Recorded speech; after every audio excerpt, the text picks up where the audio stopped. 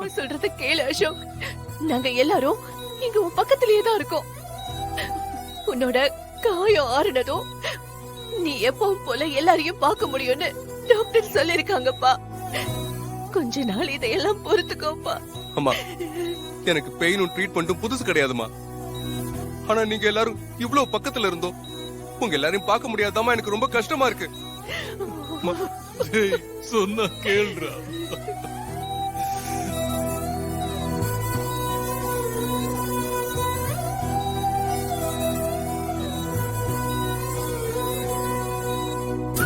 என்ன யாரு காப்பாத்தி கூட்டு வந்தீங்க? அசோக், அசோக், உன்னை காப்பாத்துறது விஷால் தான்ப்பா. விஷால், விஷால். என்னது விஷாலா? ஆமா ஆமா. அசோக், விஷால், நீயா நீயா என்ன காப்பாத்தி கூட்டு வந்த? ஆமா அசோக், நீ மட்டும் நார்மலா இருந்திருந்தா நான் உன் கூட சண்டை போட்டிருப்பேன்.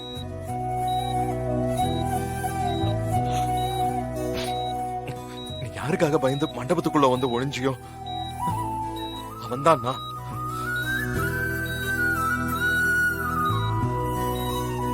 நான் எவ்வளவோ கத்துன. நான் உன் தம்பி விஷால்னு சொன்னேன். நீ நான் சொல்றத கேட்கவே இல்லை. விஷால், நீதானடா அது? நான் பயத்துல நீயும் என்ன கிட்னாப் பண்ண வந்த ஆள் நினைச்சிட்டேன்டா.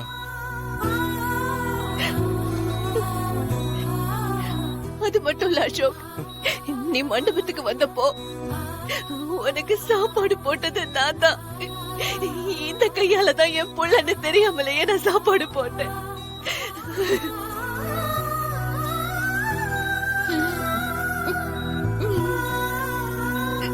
என்னம்மா சொல்றீங்க? நீங்களாமா எனக்கு சாப்பாடு போட்டீங்க? ஆமாப்பா, நான் தான். பாருங்கம்மா, நீங்க என் பக்கத்துல இருந்தோம் தெரியாமலே சாப்பிட்டுருக்கேன் பாருங்க. நான் மித்ராமா என்கிட்ட சொல்லிட்டே இருந்தாங்கம்மா, உன் ஃபேமிலி போட்டோவை பாருடா பாருடான்னு. நான் தான் உங்க எல்லாரையும் பார்த்தா நேர்ல தான் பாப்பேன்னு பிடிவாதமா இருந்துட்டேம்மா. எல்லாமே ஏன் தப்புதாம்மா, ஏன் தப்புதான், இல்ல அசோக், ஏன் தப்புதான். அப்படி சொல்லாத அசோக். இதுல உங்க தப்பு எதுவும் இல்ல அசோக். யாரு?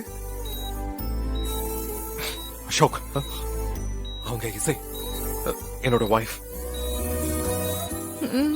நல்ல வேலை நம்மள இன்ட்ரோடியூஸ் பண்ணல. மன்னிச்சிரு விஷால், என்னால யாரையும் பார்க்க முடியல விஷால். உங்க எல்லாரையும் பார்க்க தான் நான் இங்க வந்தேன்.